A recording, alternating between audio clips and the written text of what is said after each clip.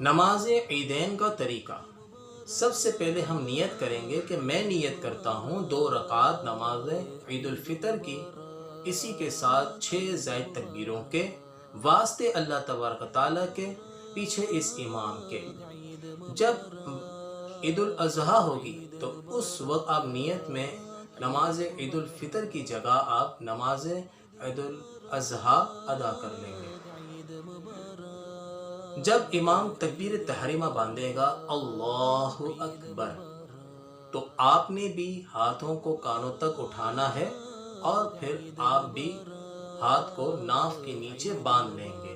और लफ्ज़ अल्लाहु अकबर ये कहना वाजिब है दीगर नमाजों में भी, तो आप भी अपने ज़ुबान से अदा करेंगे अल्लाहु अकबर। फिर इसके बाद आप सना पढ़ेंगे जिस तरह हम दीगर नमाजों में पढ़ते हैं।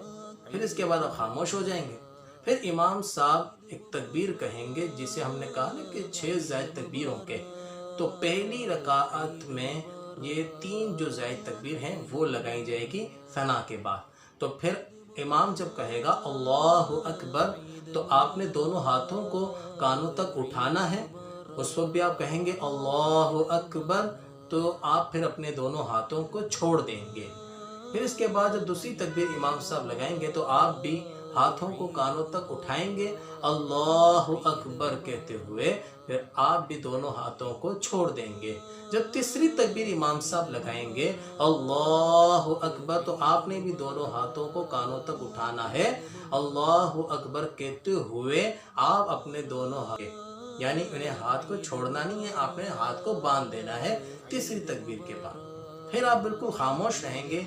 इमाम साहब किरात करेंगे, सूरह फातिहा पढ़ेंगे। फिर सूरह फातिहा के बाद इमाम साहब किसी भी आयत की तिलावत फरमाएंगे, तो आपने खामोशी के साथ समात करना है। फिर इमाम साहब रुकू करेंगे, फिर कौमा में खड़े होंगे, सजदा करेंगे। तो वो सब मामला जो नमाज में करते हैं वही सारे मामला आपने करने हैं। फिर इमाम साहब जब दूसरी रकात में खड़े होंगे तो आप भी खड़े होंगे। फिर आप हाथ बांधकर वैसे ही खड़े रहेंगे जैसे नमाजों में खड़े रहते हैं, और इमाम साहब वही तिलावत शुरू कर देंगे। सूरह फातिहा पढ़ेंगे। सूरह फातिहा के बाद फिर कोई ना कोई आयत या सूरत की तिलावत करेंगे। तो उस वक्त आपने खामोशी रहना है जैसे दीगर नमाजों में हम खामोश रहते हैं।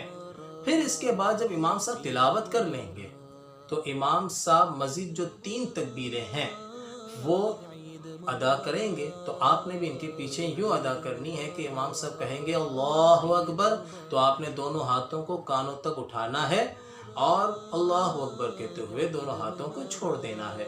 इसी तरह दूसरी तकबीर कहेंगे, यही अमल करेंगे कि दोनों हाथों को कानों तक उठाना है और फिर इन्हें छोड़ देना है। तीसरी तकबीर कहेंगे, उसमें भी दोनों हाथों को कानों तक उठाना है, फिर आप उसे छोड़ देंगे। फिर छोड़ते हुए क्या करेंगे कि जब इमाम साहब जब चौथी तकबीर कहेंगे, वो तकबीर होगी तकबीर रुकू, यानी रुकू की तकबीर होगी। तो फिर जब इमाम साहब कहेंगे अल्लाहु अकबर, तो आपने भी अल्लाहु अकबर कहते हुए फ़ौरन रुकू में जाना है। अब देखिए यहाँ एक मसला ये है कि ये जो तकबीरात हैं वो तकबीरात हमें भी कहनी है, ये वाजिब है। तो वो हमें तकबीरात कहनी है, वाजिब है। देखिए इसमें हाथ जो उठाना है, ये हाथ उठाना सुन्नत मुबारका है। तकबीर कहना ये वाजिब है। ये जो 6 तकबीरें हैं उनकी तकबीर कहना वाजिब है। साथ में ये जो रुकू की जो तकबीर है दूसरी रकात में, तो फुक़हाए कराम ने फरमाया कि जो दूसरी रकात में जो रुकू की जो तकबीर है वो भी मुक्तदी पर भी कहना वाजिब है। तो हमें ये तकबीर भी कहनी है। तकबीर कहते हुए हम रुकू में जाएंगे। इसी तरह कौमा सजदा जैसे दीगर नमाज़ों में हम अदा करते हैं वैसे ही अदा करना है। इमाम साहब सलाम फेरेंगे तो हमें भी सलाम फेरना है। ये सारे अमल हैं। तो ये है तरीका नमाज ईदैन का। फिर इसके बाद इमाम साहब खुतबा देंगे। तो ये हमें नहीं करना कि हम नमाज ईदैन अदा की और फिर हम फ़ौरन मस्जिद से बाहर हो जाएं, नहीं, हमें खुतबा भी समात करना है। खुतबे के वही आदाब हैं जो जुम्मतुल मुबारक के खुतबे के आदाब हैं। और इसके बाद हमें ये करना है कि इमाम साहब दुआ करेंगे, हम भी दुआ करेंगे। दुआ के बाद फ़ौरन खड़े होकर दोबारा मस्जिद के बाहर नहीं जाना। हमें क्या करना है कि हम अपने मुसलमान भाइयों से गला मिलेंगे, हाँ मुसाफहा करेंगे, हाल अहवाल पूछेंगे। फिर हम इस तरह मुलाकात करके फिर हम अपने घरों की तरफ रवाना होंगे। तो ये सुन्नत मुबारक है। और कोशिश करें कि ईद के दिन गरीबों की मदद कीजिए। हमारे पास पड़ोस بھی ہیں کہ جو بیچارے بڑے غریب ہوتے ہیں، رشتہ داروں میں بھی کافی غریب ہوتے ہیں، ان کا بھی عید کا دن منانے کا حق ہے۔ تو ہمیں چاہیے کہ ہم ان کے ساتھ یعنی کہ شفقت کریں، ان کی ہم دیکھ بھال کریں، تو یہ انشاءاللہ الجلیل ہم پر رب کی طرف سے خوب کرم ہوگا۔ اللہ سے دعا ہے کہ اللہ تبارک تعالی ہمیں دوسرے مسلمانوں کا بھی خیال رکھنے کی توفیق عطا فرمائے۔ آمین بجاہ النبی الامین صلی اللہ تعالی علیہ وسلم۔